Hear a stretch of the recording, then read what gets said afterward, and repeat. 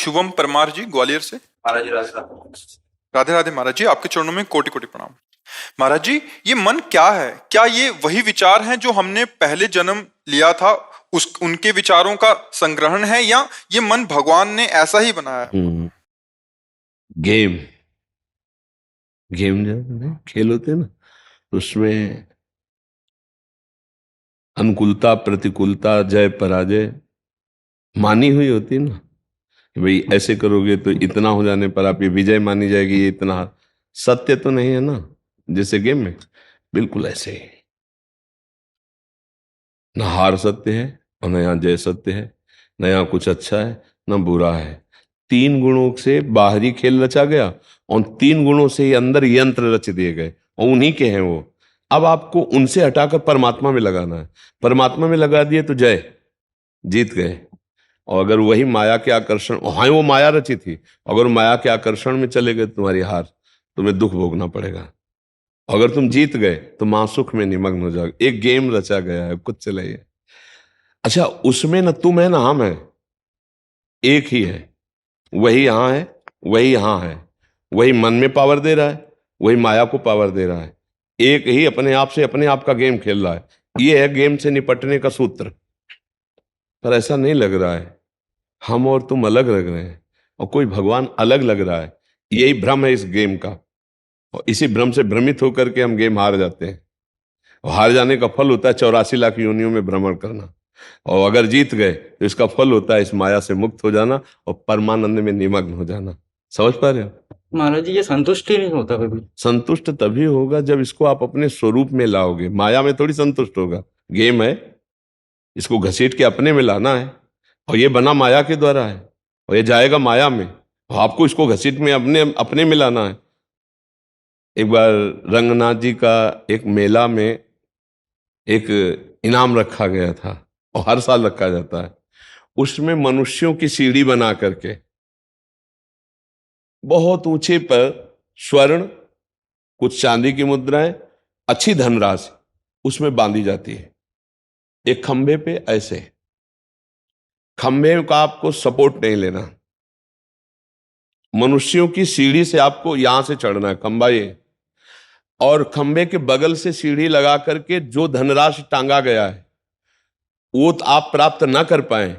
केवल आप लंगोट पहने होंगे और आपके शरीरों में घी तेल मिश्रित दूध डाला जाएगा। अब आप चढ़ो।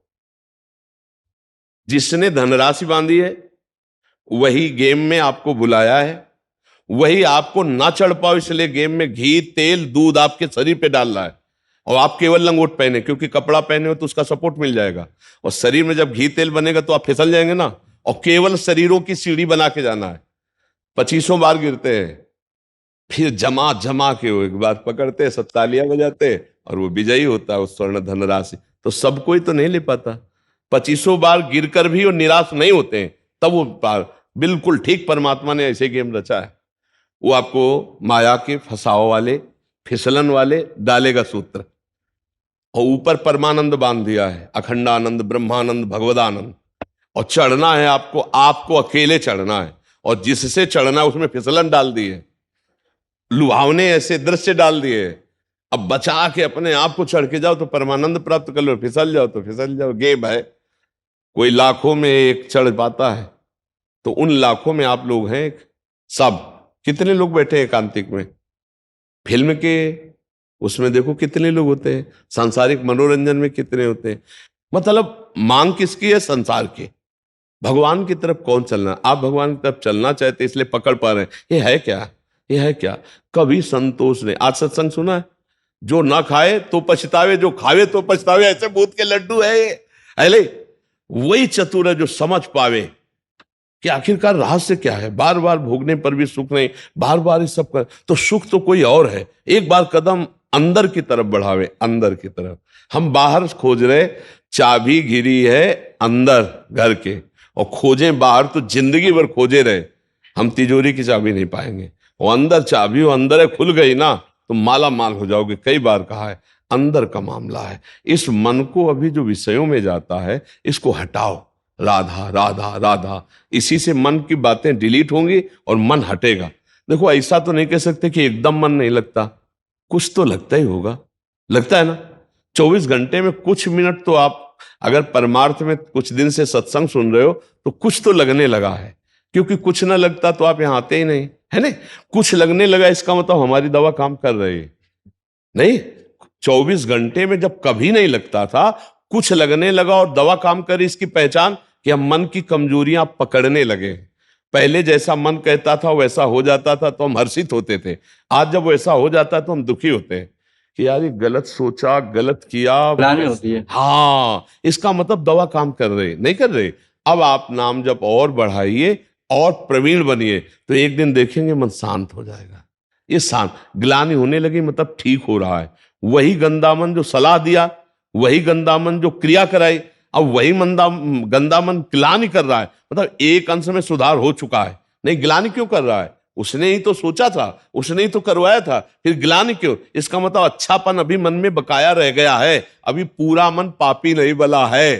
तो इसका मतलब हम धुलाई शुरू करें तो पूरा मन हम साफ कर देंगे। निर्मल मन जन सो मोहि पावा, भगवान की प्राप्ति के लिए मोहि कपट छल छिद्र न भावा। आप चिंता मत करो, राधा राधा राधा राधा नाम करो, और जो गंदी बातें जानते हो मन की उसको सपोर्ट मत करो। ये बहुत खतरनाक होता है कि हम जानते हैं कि ये गलत है, नहीं करना चाहिए, पर हम सपोर्ट कर देते हैं। चलो यार देख लेते हैं, चलो यार खा लेते हैं, चलो यार भोग लेते हैं, वहीं हम डाउन हो जाते हैं। फिर मन आपका ऐसा चिंतन देगा, देखो 4-6 महीना से तो प्रयास कर रहे हैं और हर बार हम असफल हो जाते हैं, तो यार ना ये मिला ना वो मिला, इससे अच्छा है कि हम उसके योग्य नहीं, कोई साधु महात्मा उस परमार्थ अध्यात्म प्राप्त है, हम तो यही मौज लें यार, जो होगा सो देखा जाए। ऐसी सलाह दे देगा, बहुत गलत है ये सलाह। लड़ना हार गए तो तब तो मार देगा। हम अंतिम श्वास तक लड़ेंगे, चाहे 1000 बार हार जाएं। हम कोशिश यही करेंगे कि अब की जीत जाएंगे, अब की जीत जाएंगे, फिर भी हार जाते हैं, फिर भी हम कोशिश करेंगे, तो एक दिन हम इस पर विजय प्राप्त कर लेंगे और भगवत प्राप्ति कर लेंगे। समझ, ये जो मन है ना, ये भगवान ने इसकी रचना की है। इंद्रियाणाम मनश्चास्मि, कह रहे इंद्रियों में मैं मन हूं, और त्रिगुण माया का इसमें भरा हुआ पूरा पॉइजन जहर है। आप देखो मन छोड़ के गंदी बात में ही जाएगा, नहीं जाएगा। ये नहीं कि अच्छी बात में नहीं जाता, अच्छी बात में लगाओ तो लगेगा, और वो भी थोड़ी देर, और बुरी बात में लगाने की जरूरत नहीं, आराम से। इसका स्वभाव रचना ऐसी रची गई है। अब यही गेम रखा गया है कि अब इसकी गति को रोको, अंतर्मुख करो, भगवदाकार करो, तो तुम्हें इनाम मिलेगा, त्रिभुवन पर विजय प्राप्त कर लोगे। वो अद्भुत आनंद अंदर ही मिलेगा, किसी से कहने की जरूरत नहीं, आनंद मगन हो जाओगे। और उसी आनंद की खोज देखो, जब हमारा मन कहता है इस शरीर को भोग लें, इस वस्तु को भोग लें, अमुक, देखो सब अपने घर के जैसे बैठे हैं, क्या उसके भोगने के बाद मन को शांति मिलती है? थोड़ी देर के बाद फिर एक नया संकल्प बनता है, फिर एक नई, मतलब हमारी खोज अधूरी रही।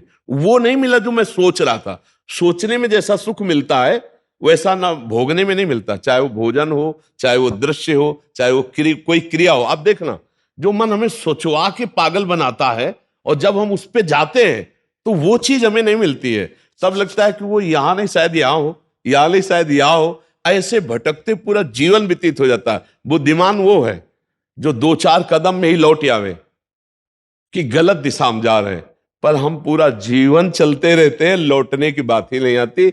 और यहां तक कि शरीर वृद्ध हो जाता है, इंद्रियां काम नहीं करती, पर मन वैसे ही सलाह करता रहता है, फिर भी नहीं सोच पाता कि चलो अब हुआ पूरा जीवन की शाम, अब तो राधा राधा जब कर अपना काम बना ले। लेकिन नहीं, बूढ़ा है फिर भी शराब पीता है, बूढ़ा है फिर भी गंदी बातें देखता है, बूढ़ा है फिर भी गंदी चेष्टाएं करता है, बूढ़ा है फिर भी नहीं सोच रहा कि मुझे मरना है और भगवत प्राप्ति का अब की उपाय कर लूं, इतना जीवन रह गया। ये क्या है? ये मन का केवल खेल है। वो अपने मन के गेम में फंस गया, निकल नहीं पा रहा है।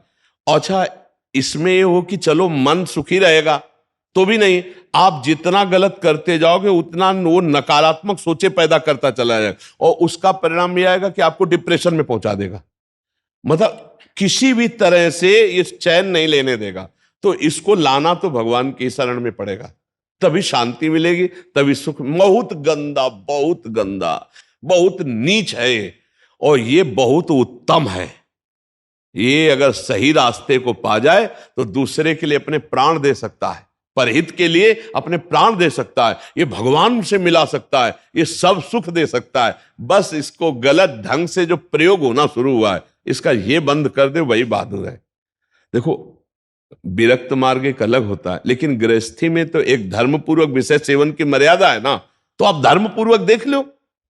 अगर आपको अपनी पत्नी में, अपने पति में सुख नहीं मिला तो विश्व में कहीं सुख नहीं मिलेगा, क्योंकि है नहीं, तो आपको सीमित हो जाना चाहिए ना। लेकिन ऐसा नहीं होता, हम धर्म विरुद्ध बढ़ते चले जाते हैं, जो हमारा पाप बनता जाता है और हम क्लेशित होते जाते हैं। इसलिए हमें लगता है बहुत अच्छे अभी सत्संग के प्रभाव पड़ रहे हैं, तो हम निकल चले गंदी बातों से, हम निकल चले इस माया के फसाव से, नहीं तो धोखा ही धोखा, पूरी जिंदगी व्यतीत हो जाती है।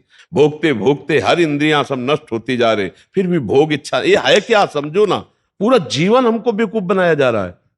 गौर से देखो, पूरा जीवन नहीं बेवकूफ बनाया जा रहा। पर एक बार और देख लेते हैं, इसमें हमारा पूरा जीवन जा रहा है। सुख तो नहीं मिला, पर एक बार ऐसे देखते हैं, शायद इस पद्धति से देखते हैं, ऐसे भोजन बनाते हैं, ऐसे ये भोगते हैं, ऐसे ये देखते हैं, ऐसा फंसाव करके रोज हमको गिराता है, रोज हमको मन भ्रष्ट करता है। कभी नहीं कहता कि एक बार भगवान से मिलूं क्या, कभी उसका मन नहीं होता। इसको तो जबरदस्ती लगाना पड़ता है। इसको भगवान में लगाने के लिए भी भोगों का प्रलोभन देना होता है, तब ये भगवान में लगता है धीरे धीरे। ये भोगी मन भगवान में भी लगने के लिए तैयार, तो भोग के लिए देखो, भगवान को मना लोगे ना तो बढ़िया व्यवस्था बन जाएगी, चक जो चाहोगे सब हो जाएगा, जो चाहेंगे भगवान दे दे। बहुत मन बेवकूफ बनाता है, इसलिए हमें लगता है मन की बेवकूफी से बचना चाहिए।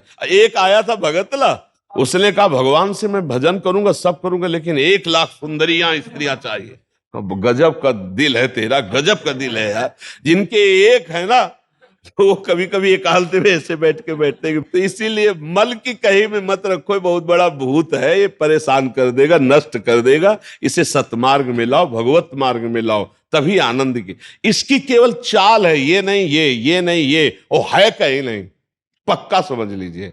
ये हमारे को भ्रम पैदा करता, कुछ नहीं है। नाम जप करो, सत्संग करो, धर्म पूर्वक विषय भोगो, हम मना नहीं करते, एक उसे सीमा में रख के भोगो धर्म में, तो उससे क्या होगा, तुम्हें घृणा हो जाएगी। धर्म पूर्वक विषय भोगने से घृणा हो जाती है कि यार, और जो ये व्यसन करके और फिर इधर उधर मन, तो पाप के कारण बुद्धि ठीक निर्णय नहीं देती, और बुढ़ापे तक पापाचरण, फिर दुर्गति को प्राप्त होते हैं। अभी समय है, अभी मन को समझा लो, मन को समझ। यही 5 भोग हैं, शब्द, स्पर्श, रूप, रस, गंध, इसी में मनुष्य फंसा है, और इन्हीं भोगों से हमारी दुर्गति हो जाती है। बोलो अभी तक फाइनल में अगर बोला जाए तो अभी तक क्या है अपने पास? कोई अनुभव है क्या? बस एक ही है कि एक बार और चांस मिल जाए, बस किसी भी विषय का, मतलब किसी भी विषय का। मन में हर बार ये था कि अब की बार, लेकिन कभी अब की बार पूरी ही नहीं हुआ। तो इसको रोकना जरूरी है कि भजन, साधन, धर्म पूर्वक विषय सेवन और समाज की सेवा। कभी एक बार ऐसा करके देखना, कोई बूढ़ा ऐसा भूखा प्यासा फुटपाथ में पड़ा हो, और उसको कभी अपने घर लाना, नहलाना, धुलाना, कपड़े पहनाना और भोजन पवाना।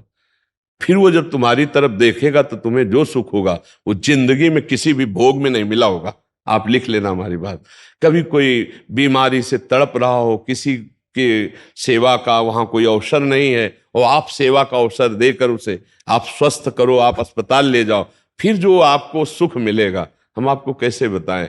वो भगवान का आशीर्वाद होता है। जब कोई बूढ़ा, कोई बीमार, कोई असहाय, और जब आप उसकी सहायता करते हो तो उसके हृदय से जो आशीर्वाद, वो सुख जो मिलता है।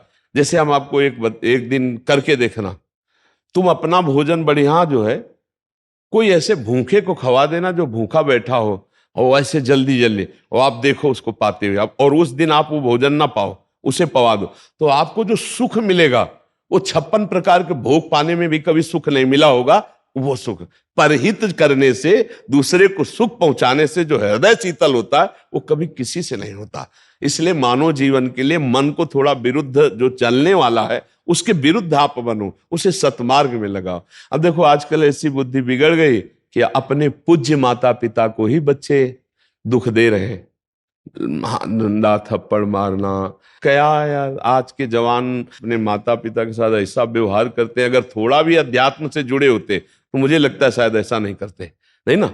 धर्म से जुड़े होते, अध्यात्म से जुड़े होते, ऐसे माता पिता तो भगवान होते हैं। उनकी आंखें नहीं, उनको नहलाओ धुलाओ, किसी मंदिर जाने की और जरूरत नहीं, उनको भोग लगाओ, उनको पवाओ, उनका जो आशीर्वाद है लोक परलोक तुम्हारा सब बना देगा। लेकिन जब अध्यात्म से नहीं जुड़े तो लगता है कौन इनको, तो हाँ ये क्या है, ये है मन का वो पापी मन। देखो कैसे पाप कराता है, कैसे निगेटिव चलाता है कि अब ऐसे पुत्रों की क्या दुर्गति होगी। तो कभी अगर ऐसा ऐसा अवसर किसी को मिले कि कोई फुटपाथ में ऐसे तड़प रहा हो, तो आपको जरूर लगेगा कि काहे को बोझा ले, लेकिन आप उसका अगर बोझा ले लिए तो भगवान तुम्हारा बोझा ले लेंगे। जन्म जन्मांतरों के पाप नष्ट हो जाते हैं।